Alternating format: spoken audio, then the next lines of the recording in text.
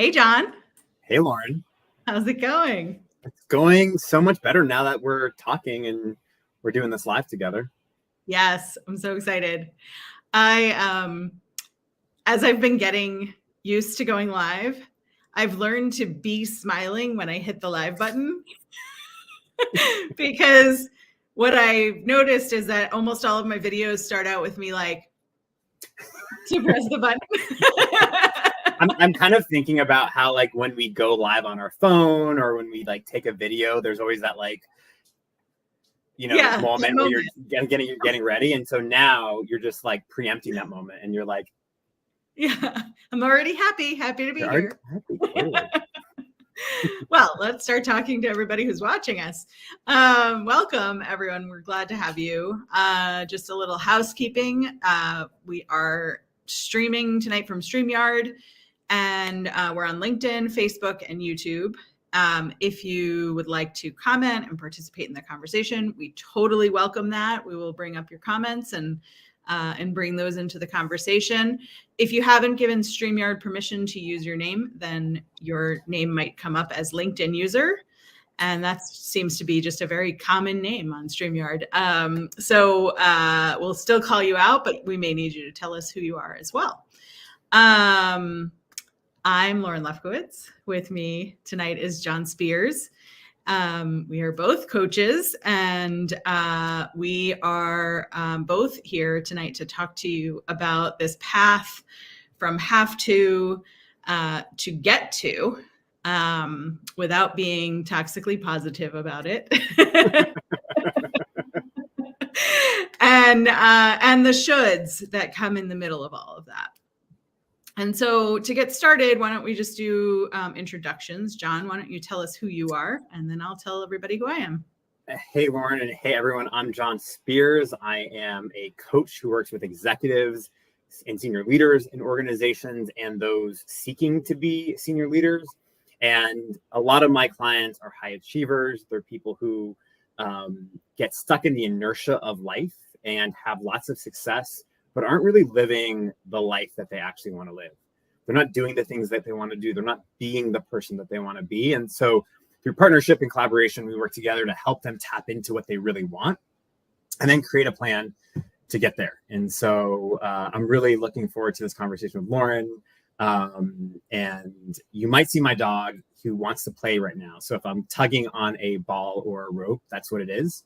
I just want you to think I'm, doing a little dance during our conversation together, Lauren. So you get to play with your dog. I get to play with my dog while I get to talk to you. Amazing. And talk about transforming from should to get to and possibility. Yes. And dogs are always welcome on my lives. So awesome. Yes. Okay. And I am Lauren Lefkowitz. I'm an executive leadership coach, and I work with people to escape the trap of being fine, which is a way that we convince ourselves that we're okay. We don't like something, but we do it anyway, and we say it's fine. And it's sort of this self-soothing way of saying that I am okay being where I don't want to be. I also work with executives, sort of the manager to C-suite level, and work with people who were on a path, thought that that was the path for their career.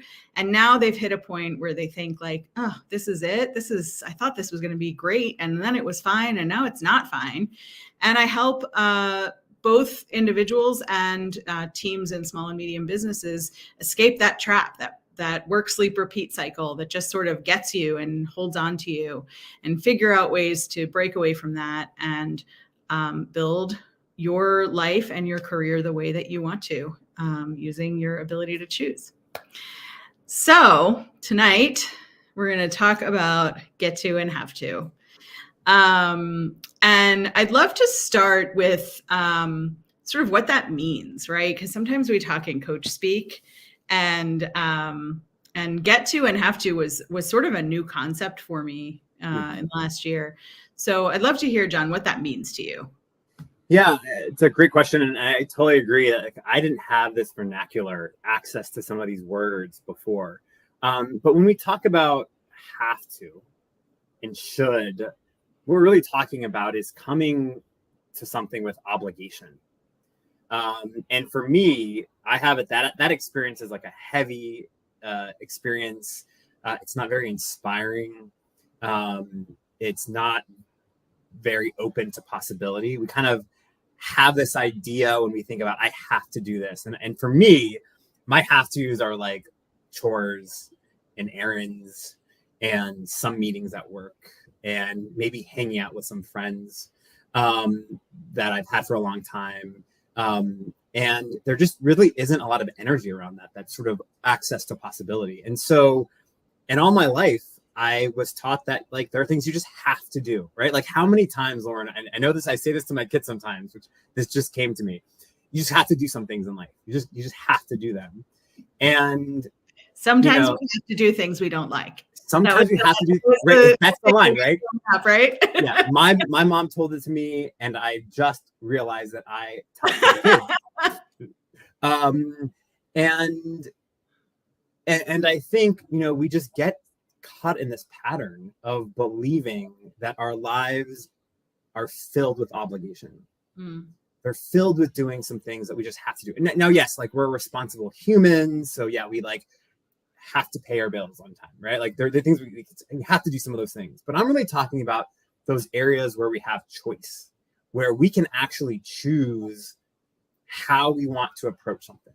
And so for me, I think very much like you, Lauren, this shift in seeing some things that were mundane or seeing things that I wasn't able to access possibility from, making this subtle shift, I think in really two ways.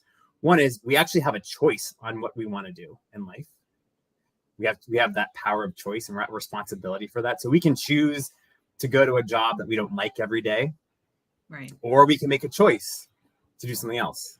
And even in our lives, when there are those have tos, we can shift our mindset and our thinking to I get to do. I have the possibility of doing this, and I have the power to create and to say how I want something to go. Yes. Yeah, it's the how for me that's underlying all of it.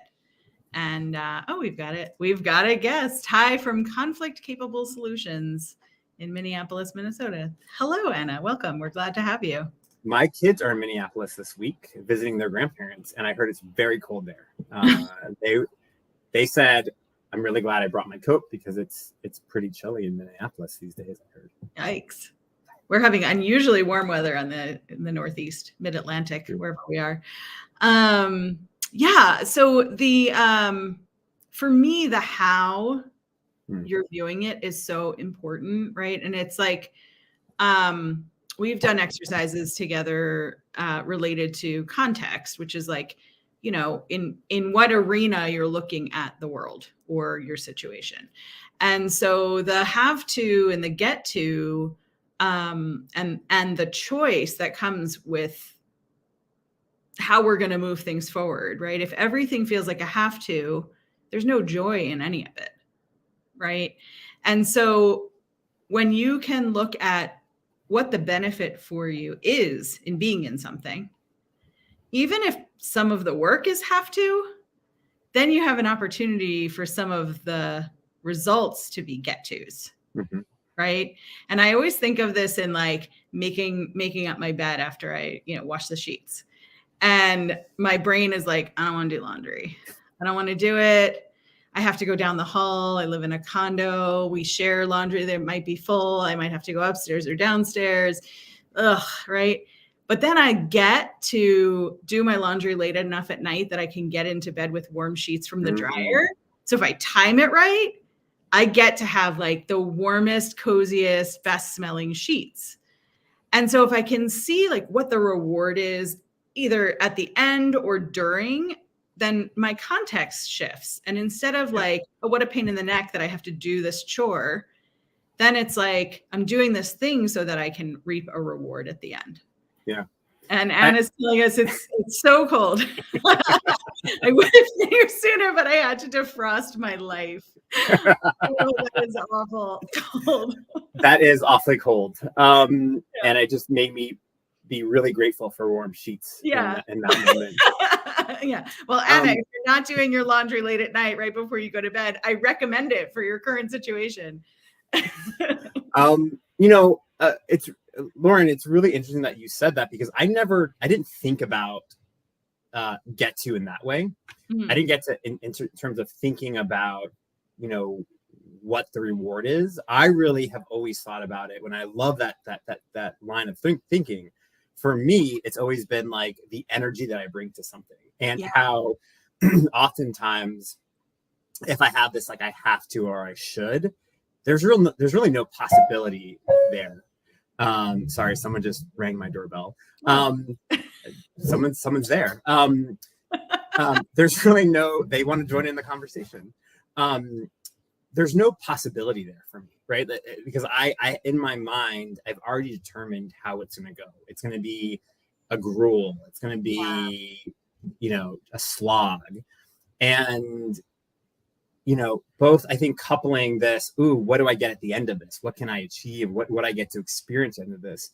And also being really generative around what new experience I can create, or what new possibility I can create in this, whatever this thing is, I think is a really, those are two really good tools and different ways of looking at it that I think are really helpful for me anyway, and I'm sure for others.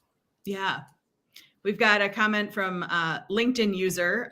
We don't know your name because you haven't given StreamYard permission to use it. So if you can tell us who you are, that would be amazing. I just sent a text changing have to work late to a list of 5 get tos related to this job. Brilliant. And then creates a minor and inspiring shift. Absolutely. And we have to be careful, though. Don't turn something that truly dims our lights into a toxic gratitude. Yes. Just because we get to. So be mindful of what you get to do. And if you didn't join us, it's Danielle Adams. Danielle, nice to see you.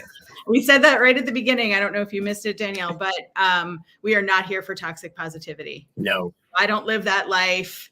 It is like real crappy if I forgot I was going to do the sheets and then I walk into my bedroom and they're dirty and I've already taken them off the bed, and then I have to do something about it and it's late at night. Like, there's no positivity in that. Yeah. Right. But my point is, I think in how, John, you look at get to and how I look at get to, sometimes it's your mindset going into the thing, right? And finding the value and the energy in what you get to do for a living, with your family, for hobbies, whatever it is. Or if it is a have to, is there a positive end to it? And totally okay that you missed the beginning, Danielle. We're glad to have you at any point. So in the context of work, I'd love to hear, and also to share with you, like, when has this hit you at work from a mindset perspective, where you go from like, now I have to do X, Y, and Z. I've got to get this done. I should be doing this, to where the mindset shifted and you came to sort of an aha about what you get to do. Yeah. I think I'll just share two places. One is, like many other people who worked in offices over the last 2 years, our work lives have completely shifted from lots of in-person meetings to meetings on Zoom, meetings on a screen, meetings in some platform where, for those who are executives, are really busy in meetings, or have very heavy meeting heavy jobs, it can be a gruel going from one call to the next. And there was certainly a time over the last year and a half, and particularly in the last several months, where like that just became really grueling. And yes, to Danielle's point, there's a choice. There's an opportunity to say, I actually can't do back-to-back meetings anymore, and make a choice and shift, what your schedule looks like, which I've certainly done. But, when it's 4 o'clock in the afternoon and I've been on calls all day, a call can become a have to. A meeting with someone can become a have to. And I've realized that when I had a have to mentality, I wasn't focused on relationship in the call. I wasn't focused on what could we actually create here? What can we actually accomplish here? It was, going through the motions. Let's just get this call over with it so I can get on my next call, so I can pick up my kids, so I can make dinner. And what I was able to really access is, and I would do this really small shift before something that I wanted to do or that was a part of what I was responsible for. I would really shift. I would say out loud, I get to have this meeting with this person. I get to do this thing.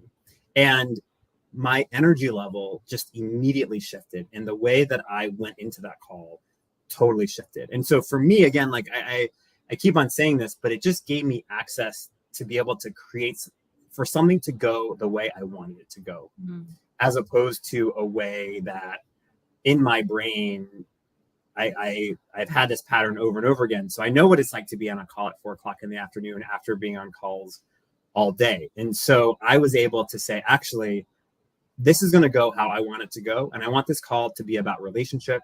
I want this call to be about creating innovative solutions for this thing. And I've been able to take that in other places. Another place that I think about is, we had a really grueling budget season where we were in like spreadsheets for hours and hours and hours. And that can be not a fun thing, right? It's not sort of toxic gratitude. It's not that like that sort of toxic environment, but it's like, you got to do it sometimes. You got to think about your budget and how you want to run your personal life or your business. And after hours of looking in Excel, like I could have easily been like, oh my God, I have to do this. And again, to your point, like I think in those moments I said, oh my God, what is this budget is going to enable this organization to do X, Y, and Z. And so like, that's why we're doing this thing in this minute. It's not super fun. It's not super exciting right now, but like I get to influence how my company spends their budget to do good in the world. And I think, like that's where I've kind of seen it, at least in my day job. But it's certainly applicable to everything that I do, right? Yeah. I'm interested in sort of how you see it play out in your life. Yeah. So I have seen both with myself and with my clients, and John and I are both going to talk a little bit tonight about how we work with clients and some typical situations that we see. We may get a little specific about things we see, but it's important for us that that we take the confidentiality of our clients very seriously. So we're not outing anybody, we're not naming anybody, but we see a lot of the same themes. And one of the themes that I've seen, I saw it with myself when I was in my corporate life, and I see it with my clients repeatedly, which is this beginning from get to, right? So I got this new job, I got this new responsibility. They handed me this project. They're letting me lead this team. I've earned this promotion, whatever it is. And you're on this like get to path up, and you get really excited about all the new things you get to do. And it's so much fun. And then you become the person who's excited to get to do things, and you get more responsibility, and you're like, oh, cool, I get to do this too. And then there's like a little bit of hesitation because you have all of this stuff already on your plate. And so you keep climbing this get to mountain until you hit this peak where you have too much. There's too much that you've gotten to do, right? And in my case, I was the interim everything. I was the hand raiser. I took on the projects. I took on the departments that were empty, all while being an HR exec. And at some point, it was like I fell off the cliff. Everything felt like I had to. And it was my own doing because I was the person who volunteered for all the things. And for me, on the way up, it was so much I get to learn how to run a marketing department. That's cool. I love writing. I love editing. I get to run a programs department. That's cool. I get to learn how we actually reach out to our community and impact them. That's so cool. And then it became like, well, I already have all of this, and now I also have to, whatever it was. And where I got lost, and where I see a lot of my clients get lost, is that we forget we have choices. And my choice was to eventually go to my CEO with a heart pounding out of my chest and say, I can't do all of this work anymore. I can't work this many hours. Yeah. And to have him say like, okay, great. What do you need? Yeah. Which was surprising and is not necessarily typical, inside of companies, that once you've taken on responsibilities, they often are yours and stay yours. But what I realized as I was untangling from all of the things that I felt like I had to do was I started finding enjoyment again in what I got to do, right? Because I was rushing through all the HR work so that I could do all the have to do's.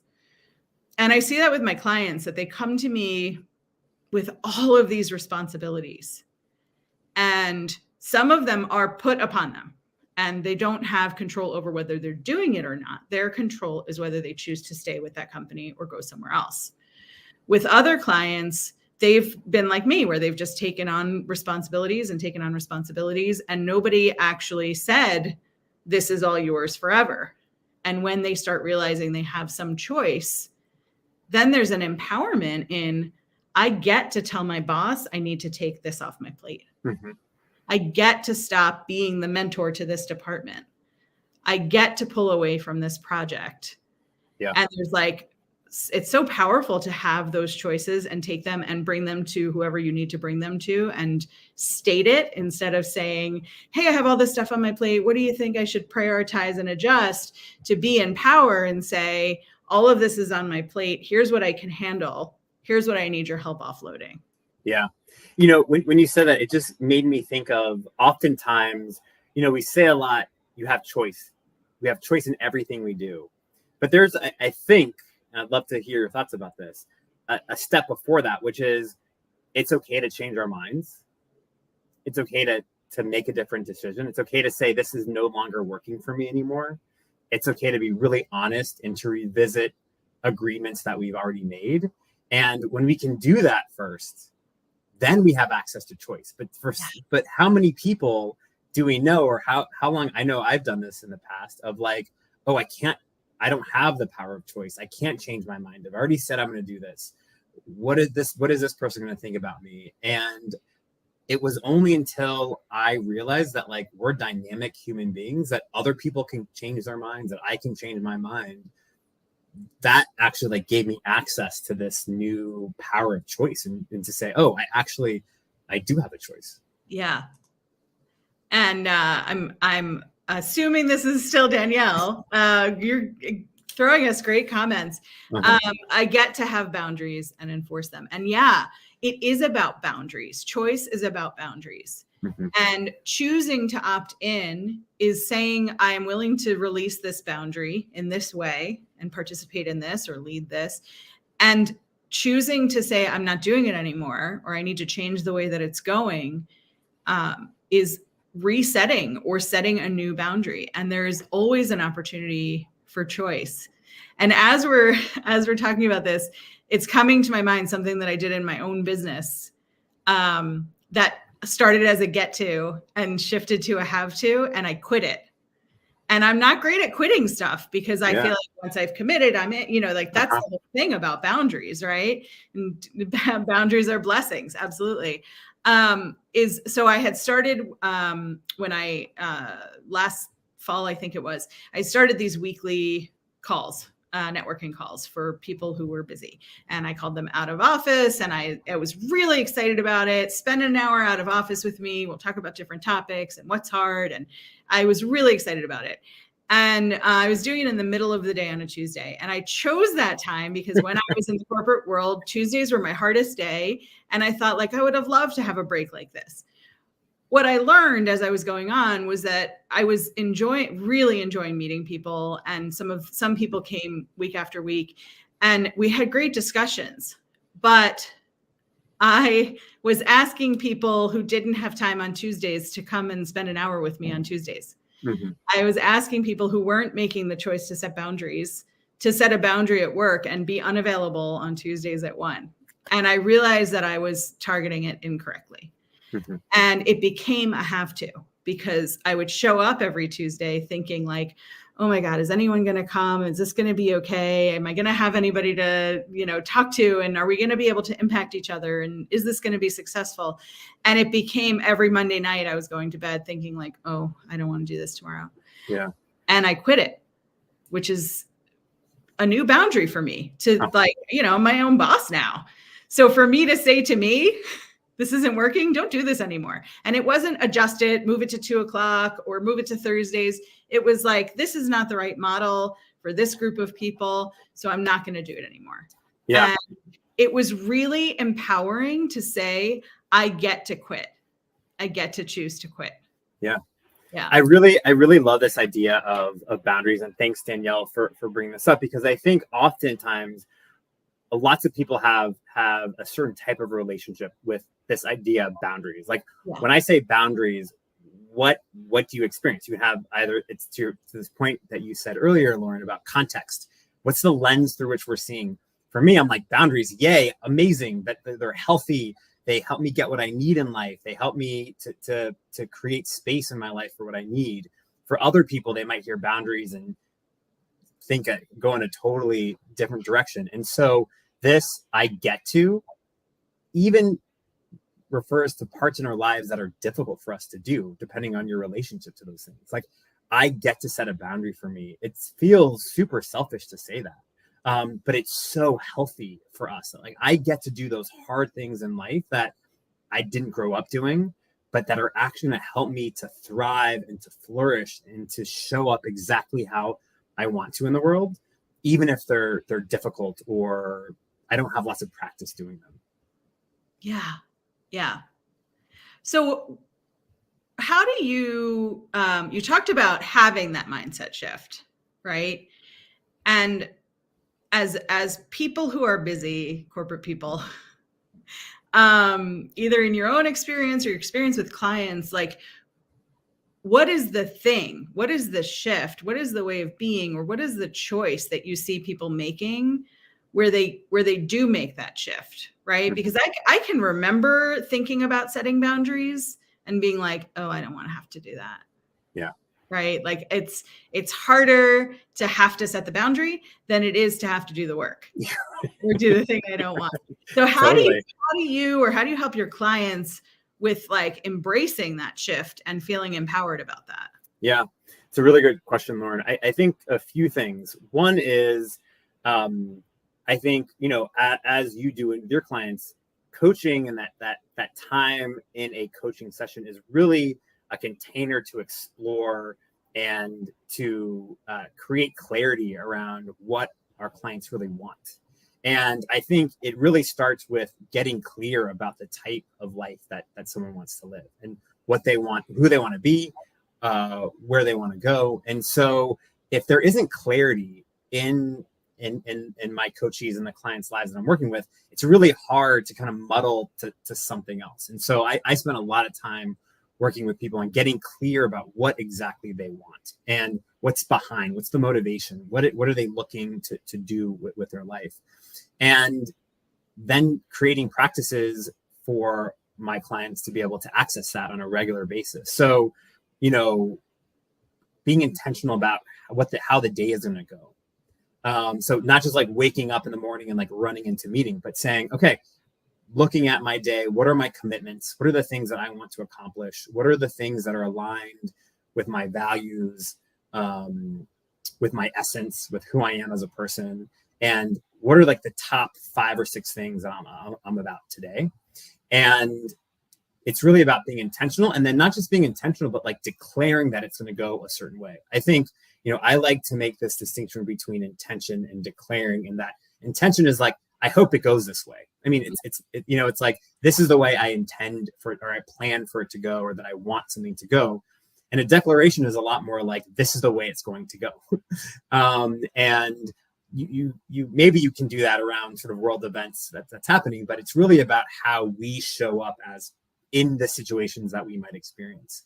And so I always want to empower and give my clients an opportunity to create space in their lives outside of our sessions to be able to tap into that and to be able to always come back to a practice that's going to help support them in responding the way that they want to respond. Because that's really where, I think coaching sessions are magic, but like the real magic happens on the field. It happens when a client who has a pattern or a way of being on something is finally able to tap into a shift in behavior to help them get them one step closer to where they want to be. And the amount of times that I've talked to a client that's had that experience, it's like, yeah, the coaching call is great, but like the action on the field is the stuff that actually makes the difference in our clients' lives. I don't know if you have a similar experience or not.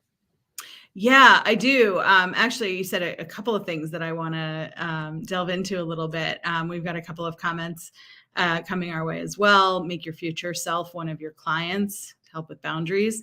Yeah, future self, past self. Like, who do you need to hug in your lifeline, right? And who do you need to tell you're important and I'm doing this for you and making it about you? Yeah, absolutely. Boundaries have to align with our goals, intentions, values, and desires. I'm going to talk about that a little bit too. And then we can't skip the compliment. I love John's take on this. Hey, thank you. Yes. Applause. Yeah.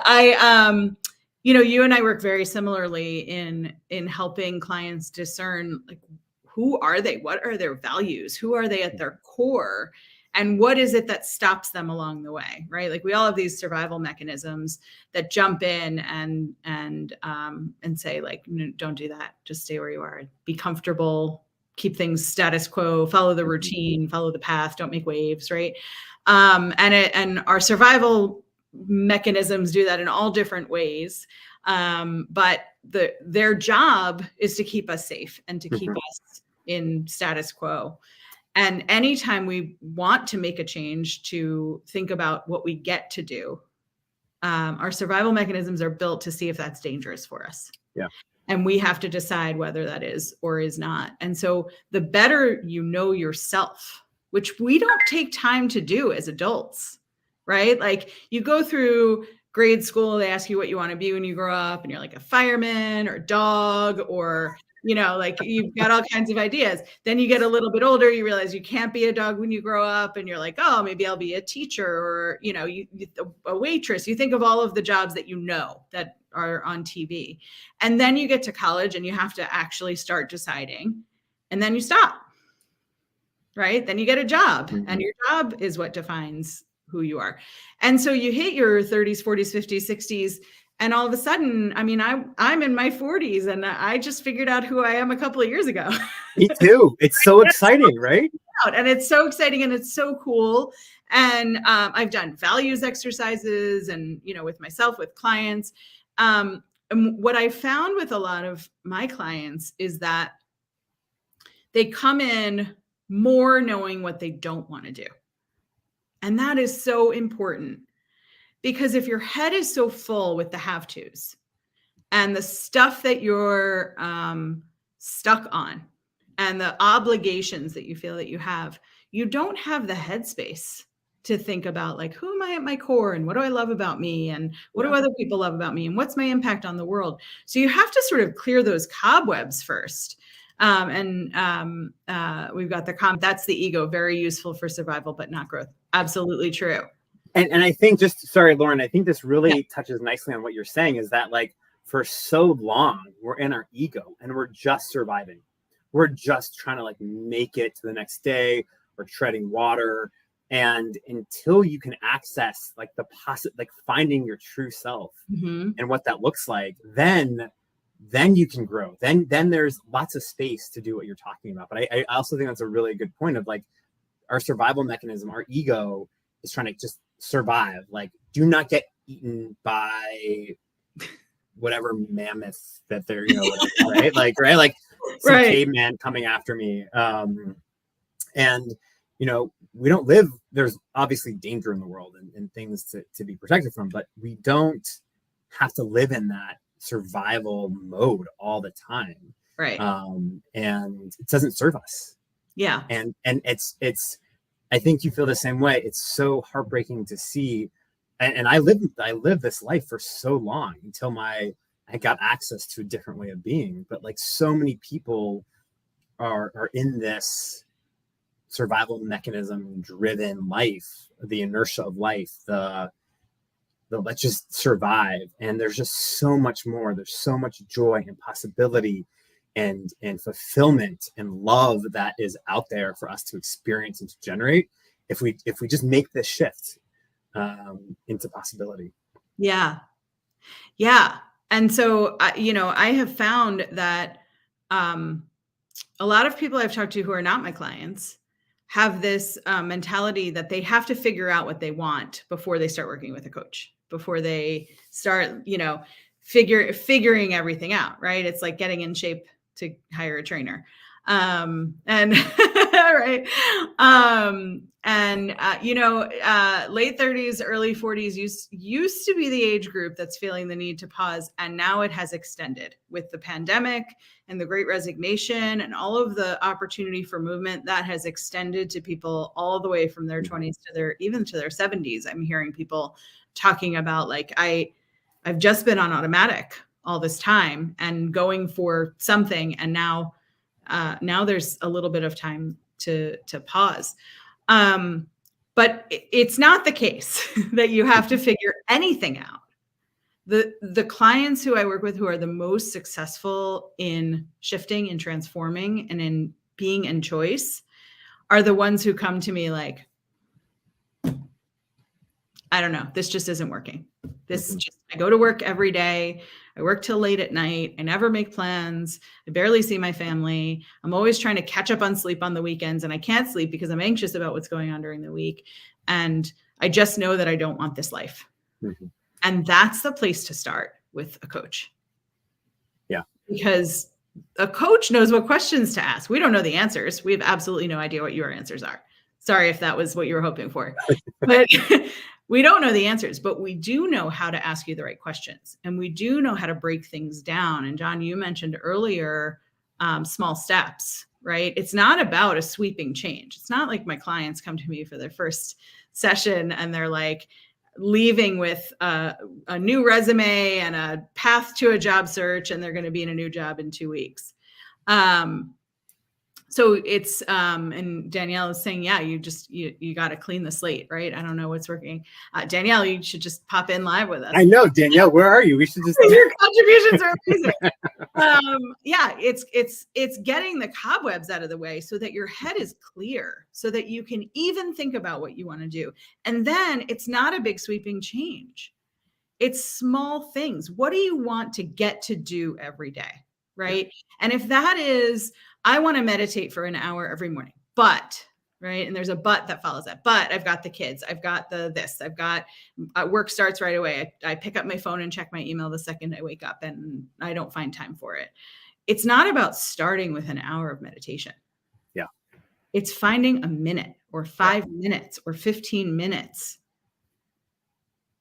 and choosing that and feeling how powerful choosing a minute is.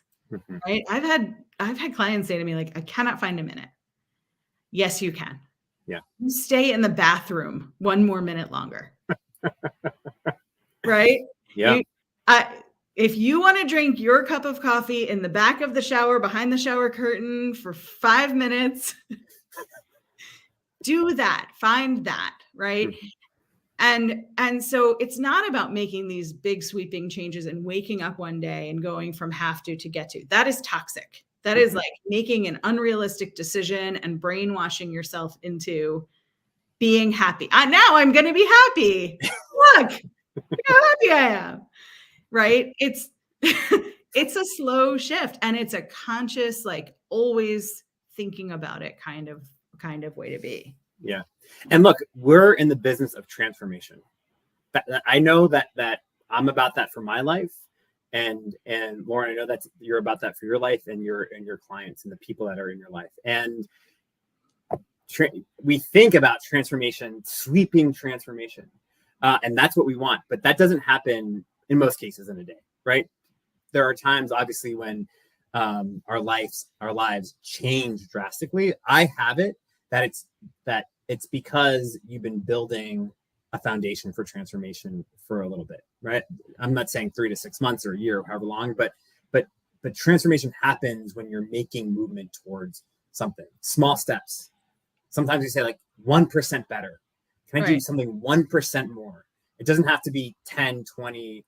And we live in this capitalistic culture that's more, faster, better, high performance, high achieving. And that's just not the way us humans work all the time. We're not machines. Right. We don't go from 1x to 10x in a day. Right. And so I think what you're saying is so important, Lauren, about like small steps. You might have a vision of what you want the end goal to be, but it's going to take small steps to get there, manageable pieces, smart goals, right? To be able to do what you want to do. Yeah. Yeah. And yeah, to that point, one at a time, right? Like more water, better diet, whatever you're doing more of, it can't all be at once because it's not sustainable. And sometimes I have to look back at old me, right? Because sometimes my progress on something is slow enough that I don't notice it on the day to day or on the week to week. And then I'll notice that I'm in the middle of something. I've been learning to knit recently, and I'm pretty freaking good at it. And old me would never have sat down and wasted time. And now I don't find it a waste of time. I watch TV while I'm knitting, or I listen to the radio or podcasts. I don't listen to the radio. I don't know why I said that. Not 1940. But I listen to podcasts or I listen to music, and it's so head clearing. And sometimes I come up with an idea and I'm repeating it to myself until I finish the row, because I'm not sophisticated enough to stop in the middle of a knitting row yet. And I just keep repeating it to myself, or I'll have my Alexa send me a reminder for it. And it didn't happen right away. In fact, when I decided to start resting, the first thing that I did was start cleaning my blinds with a Clorox wipe, slat by slat. I remember that story. Yeah. And I got halfway through and I stepped back to admire my work, and they looked the same because I didn't need to be cleaning my blinds with Clorox wipes. Dusting them every once in a while is just fine. And so what I've embraced in my life is more less. And you're saying it perfectly. Less doing, more being, right? I want to do more less. And have more calm and have more quiet in my day. But it didn't happen fast. It didn't happen overnight. And even though it's happening now, it's been like 3-4 years in the making to even consider that I might just do like a relaxing activity with nothing, not while I'm watching a webinar or, double tasking or whatever. And it's funny, Lauren, that like this conversation has come full circle to, I want to, what is it? Do more or less. Yeah.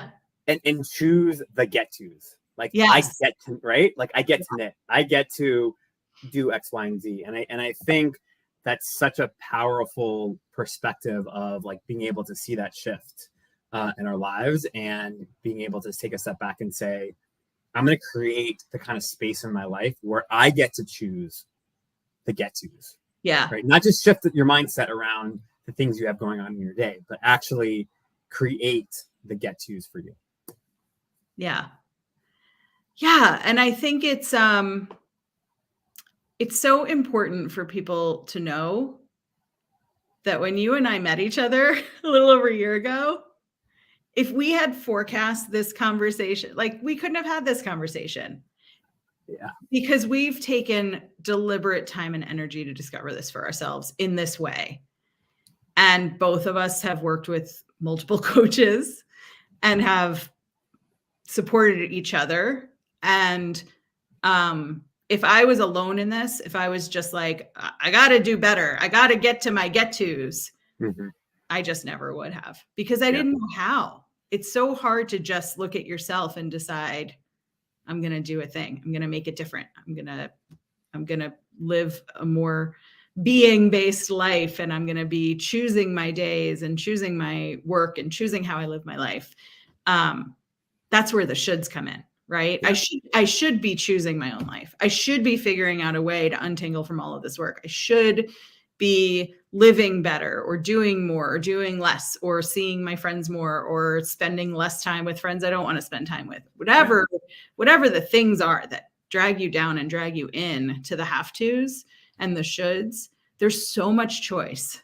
And we just can't do it ourselves. Yeah. You can't do it without support. You can't. I had like a 3 things to do that came to my mind when we were talking. One is like, when I think about a year ago when we met and we were in this program together, we were making a choice for personal transformation. There was a choice that we made of, I want this path.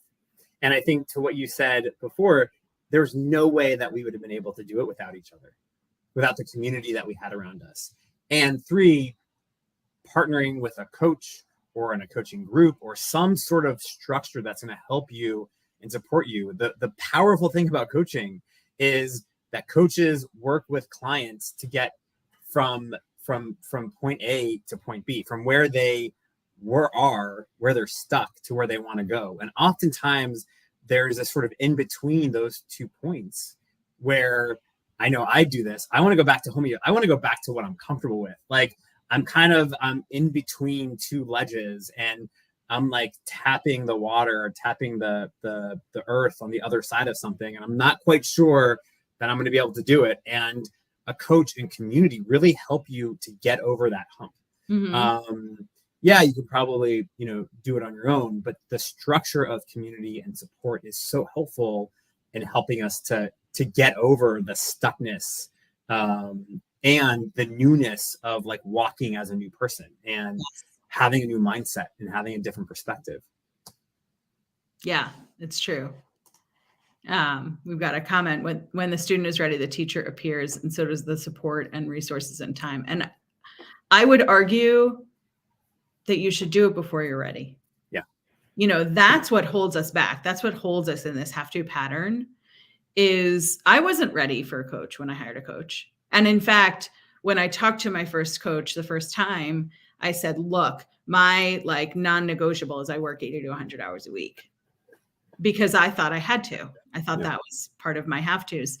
And which developed from all of my get tos. Like I was trusted with all this work and I was trusted with all this responsibility and all of this leadership. So of course I was going to do that. And that was part of the have tos. So we had to squeeze in any transformation we were going to make after that 80 to 100 hour work week. And now we laugh about it because I ended up choosing not to work 80 to 100 hours a week anymore. But not right away. I didn't even end up choosing anything to change my hours right away because first we explored who I was. And I was absolutely not ready for it. But a good coach is going to meet you where you are. And my coach met me where I was. I meet my new clients. I know you do too, where they are. I have a questionnaire that we start off with. And that's our first session, is exploring that, exploring what you already know about yourself and what you don't want and what you know you do want. And then we decide together where to start, with my client always in the driver's seat of where we start and where we go. And so it's not like you walk into coaching and your coach is like, all right, here's what we're going to do. And quick. Right. Right. And so I would argue, don't be ready. Be willing. See that there is possibility for something that's a tiny bit different from where you are now, and know that you want that. And then leave the rest up to the relationship. Yeah. Yeah.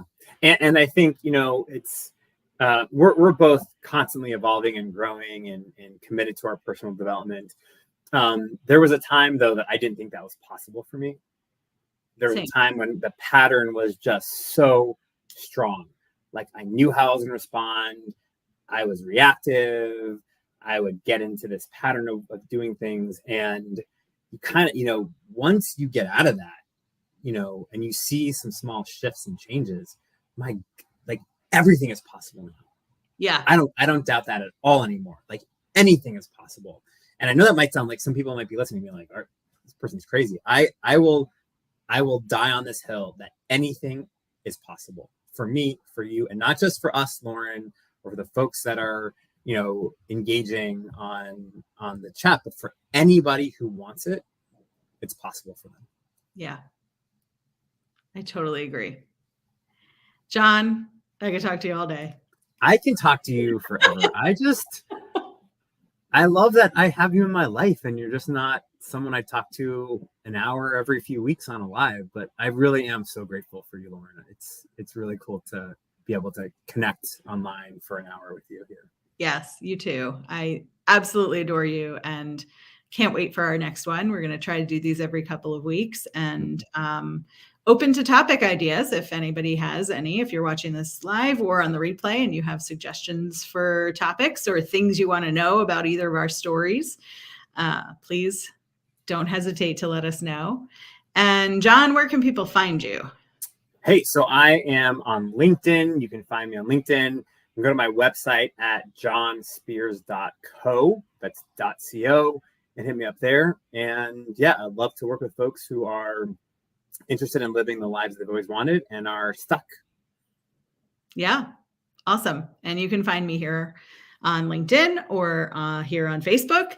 And my website is laurenlefkowitzcoach.com. But if you can spell that without adding extra letters into the middle of my last name, good luck. Best place to find me is on LinkedIn or on Facebook, and click through my link tree to get to where you want to get. And we look forward to our next talk. Thanks so much, everybody. Have a great night. Thanks, everyone.